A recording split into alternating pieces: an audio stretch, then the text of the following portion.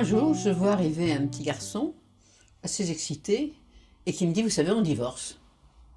Je lui dis, on divorce? Comment ça, on divorce? Qu'est-ce que tu veux dire? Eh bien, on divorce. Je lui dis, qui c'est qui divorce? Il dit, ben, c'est les parents. Et je lui dis, alors, il ne faut pas dire on divorce, il faut dire les parents divorcent. Et le petit garçon en question, oui, dit, oui, bien sûr, mais on divorce.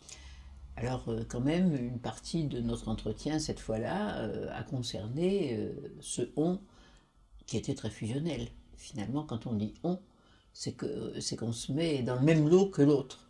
Et que là, l'autre avec qui il se mettait dans le même lot, c'était sa mère avec qui il avait effectivement une relation très fusionnelle. Et on divorce, c'est-à-dire moi et ma maman, on divorce avec mon papa. Donc ça, c'est une chose qui peut arriver, qui risque d'arriver, même si ça n'est pas exprimé de cette manière-là par tous les enfants, parce que j'étais quand même un peu surprise le jour où cet enfant m'a dit on divorce. Je veux dire que c'était pas habituel d'entendre ça. Je pense également à cette petite fille qui était arrivée chez moi parce qu'elle n'allait pas bien. C'était les deux parents qui me l'avaient confiée, qui étaient venus me voir, qui m'avaient expliqué qu'ils divorçaient et que leur fille n'avait pas l'air d'accepter ça très bien. Et effectivement, cette petite fille était assise, se suçant son pouce dans un coin de la maison. Elle se réfugiait comme dans une grotte au fond d'un coin retiré de la maison. Que ce soit quand elle était avec son père ou avec sa mère, dans les deux cas, tout allait mal. Elle avait, cette petite fille, 8 ou 9 ans à ce moment-là. Et elle est symbolique de beaucoup d'autres enfants pour lesquels j'ai rencontré ça. Elle n'était pas du tout unique, cette petite fille. Mais ce qui m'a beaucoup frappé, ça a été la manière dont cette petite fille a fait son entrée dans mon bureau. Dans mon bureau, il y a en général un grand chevalet. Sur ce chevalet, il y a la possibilité de peindre. Et j'ai essayé de parler avec la petite fille, de faire connaissance avec elle, mais elle ne pouvait pas.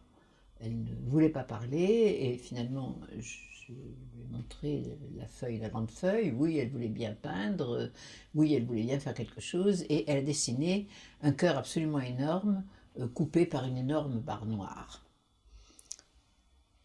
Et toujours sans dire un mot. Et puis, dans les deux parties du cœur, elle a dessiné, toujours en noir, des larmes.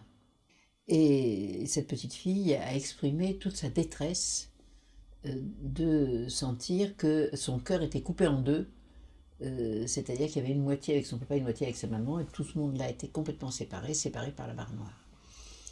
Bon, elle a exprimé tout ça, la psychothérapie a avancé, par la suite tout a changé, et la symbolique est devenue différente quand elle a eu accepté ce divorce, mais il a fallu pour ça plus d'une année. Cette petite fille, elle est le symbole des enfants qui n'acceptent pas le divorce des parents. Il y avait le petit garçon qui dit on divorce, c'est-à-dire que bon, ça va, c'est pas si grave, on fait ça, et de toute façon, je suis pas seule du tout. Là, cette petite fille découvrait que elle était seule avec sa mère dans un morceau de son cœur, seule avec son père dans un autre morceau de son cœur, et à la fin de la thérapie, elle m'a exposé que c'était maintenant formidable parce qu'elle savait bien que son papa et sa maman ne s'aimaient plus, qu'ils ne seraient plus jamais ensemble, mais elle m'a dit, mais dans mon cœur, ils sont ensemble.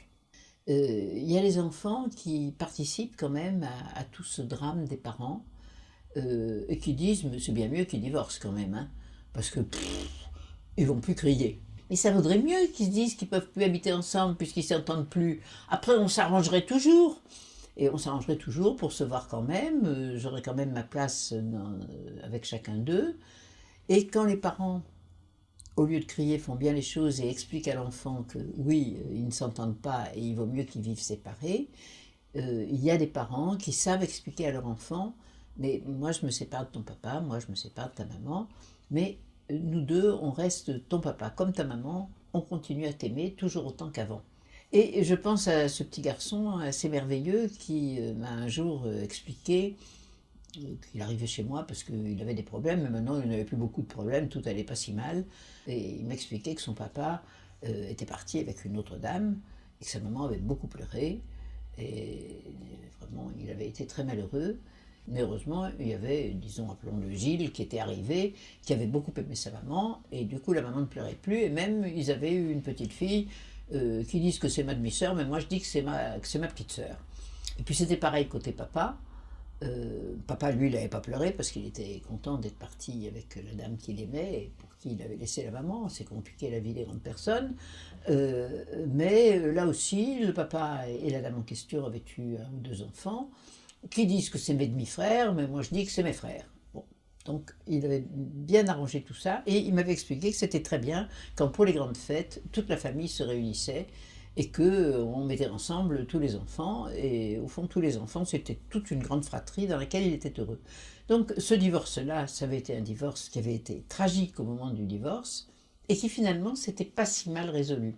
Alors on va me dire, mais pourquoi il était en thérapie chez vous? Bah, parce qu'il avait quand même pris un peu de retard scolaire quand il était obligé de consoler la maman et de digérer tous les frères et sœurs qui étaient arrivés. Mais il avait peut-être aussi besoin d'expliquer à quelqu'un de l'extérieur comment tout ça s'était passé, c'était résolu et c'était bien résolu. Mais il y a des enfants pour lesquels la séparation des parents demeure quelque chose de déchirant. Et il y a eu une trahison, il y a eu quelque chose d'insupportable, et l'enfant, même devenu adulte, continue à penser que un parent a trahi l'autre et que de toute façon tout le monde a été trahi et que lui, l'enfant, n'a rien su faire au milieu de tout ça, et maintenant que c'est un adulte, ben, il voudrait surtout pas recommencer à faire la même chose que les parents. Donc ça entraîne des conséquences assez nombreuses et auxquelles il faut prendre garde. Mais il y a aussi toutes les fois où ça se passe mal réellement parce que les parents se débrouillent pas bien dans leur divorce. Les parents que je viens d'évoquer, probablement, ils ne se sont pas parfaitement débrouillés parce que d'abord, on ne se débrouille jamais tout à fait bien et que quand on est en cause dans une décision difficile et dont on sait qu'elle va faire des dégâts chez ses enfants, probablement, on s'en débrouille mal. Alors, une des manières de se débrouiller mal, c'est de dire « Oh, ben, les enfants, c'est pas eux, c'est pas leur problème, et puis on se débrouillera toujours pour eux. » C'est pas si grave, moi d'abord ça m'est arrivé, bah, on s'en est tiré. Enfin bon, il y a une manière d'annuler que pour les enfants ça risque de ne pas être très vivable, alors que dans certains cas, effectivement, c'est une grande douleur. Donc annuler l'importance de cet acte par rapport aux enfants, je crois que ça n'est pas bon. Se dire pendant des années qu'il ne faut pas faire ça, parce qu'on fera du mal à un enfant, donc il ne faut pas se séparer, parce qu'on va faire des dégâts auprès de l'enfant. Et finalement, arriver quand même à le faire, mais au bout d'années nombreuses, de disputes, de chamailleries, de mésententes, de tromperies, etc., etc., eh bien, je crois que ça n'est pas bon du tout non plus pour l'enfant qui en est quand même le témoin. Il y a des manières aussi de mal divorcer pour les enfants, par rapport aux enfants, quand on essaie d'entraîner les enfants dans le camp de l'un ou de l'autre. Quand un père dit à ses enfants « Votre mère, regardez comment c'est, elle se lève à des heures pas possibles, la maison est mal tenue, il ne faut pas qu'on continue comme ça, etc. etc. » Eh bien, on ne met pas l'enfant dans une situation aisée. Parce que peut-être que oui, effectivement, il va regarder cette mère et il va se dire « Ouais, elle n'est pas bien. » Quand une mère dit « Regarde les heures auxquelles rentre ton père, comment veux-tu que ça marche dans la maison, c'est moi qui fais tout, j'ai mon travail, etc. » Enfin, tous les arguments qu'on peut donner et qui sont vrais dans certains cas, mais il ne faut pas les donner à l'enfant, ni surtout les lui donner d'une manière vive et violente. On peut dire on ne peut plus arriver à s'entendre parce qu'on ne vit pas de la même manière, on ne peut plus arriver à s'entendre parce qu'on ne croit pas aux mêmes choses et qu'on n'arrive pas à s'entendre en ne croyant pas les mêmes choses, mais sans dire des tombereaux de choses épouvantables à l'enfant. Il les découvrira bien tout seul et ça suffira bien. Et s'il pose des questions, alors il faut répondre en vérité. Si les raisons de ce divorce, c'est par exemple que l'un des deux a un amour ailleurs et que c'est là qu'il veut aller et que c'est comme ça, eh bien il faut pouvoir le dire à l'enfant. Si douloureux que ça soit, et de le reconnaître et de le dire, il faut arriver à trouver les mots pour que l'enfant puisse l'entendre sans que ça soit une destruction pour lui. Car la vérité, c'est quand même la chose qui est indispensable vis-à-vis des enfants, présentée comme on le peut, le mieux qu'on peut, mais réelle. Je crois que c'est indispensable. Autrement, l'enfant cherche la vraie raison. Et il perd une énergie considérable à chercher les secrets, à fouiller dans les tiroirs, à regarder des trucs qu'il n'a pas regardés, à chercher par les trous des serrures. Enfin, il a des tas de symptômes comme ça qui disent tout simplement « je veux savoir ».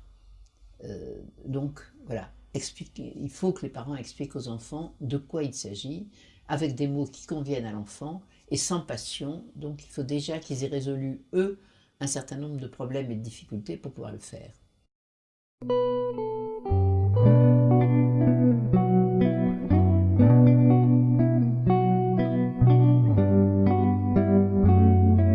Alors les adultes qui décident de divorcer ou de se séparer, c'est quelque chose de bien difficile. C'est une étape très difficile dans une vie de relation, dans une vie amoureuse. Alors le cas le plus douloureux probablement, c'est celui où on a réellement fondé une famille, c'est-à-dire que on a créé une famille qu'on voulait garder entière, parce que non seulement il va falloir se débrouiller des sentiments qui ont changé ou des impossibilités devant lesquelles on se trouve par rapport à une personne qu'on a aimée et qu'on continue d'aimer tout en ne pouvant pas vivre avec elle, ou bien d'avoir tout ça comme ça, et par-dessus le marché, de se poser des questions de réalité, enfin de ce qu'on va faire vivre aux enfants à qui on avait donné une famille qui est en train de se disloquer. Et quelquefois, et actuellement je vois ça assez souvent, quelquefois cette décision est prise d'une manière un peu hâtive et un peu légère, de même que peut-être a été prise d'une manière hâtive et légère la décision de vivre ensemble, et même la décision de se marier. Ça contient dans l'œuf le risque d'une séparation qui serait elle aussi hâtive et légère. Donc ça, comment faire si ce n'est dire que nos vies, il ne faut pas les mener dans la hâte ni dans la légèreté. Ça c'est ma conviction. Une vie c'est quand même quelque chose de bien trop important et la relation à l'autre est quelque chose de bien trop central dans nos vies pour qu'on traite ça de manière légère. Et peut-être qu'il y a des cas où on se sépare et où on divorce sans avoir essayé d'approfondir, d'agrandir, de nourrir en soi cette chose tellement extraordinaire qui est d'aimer quelqu'un.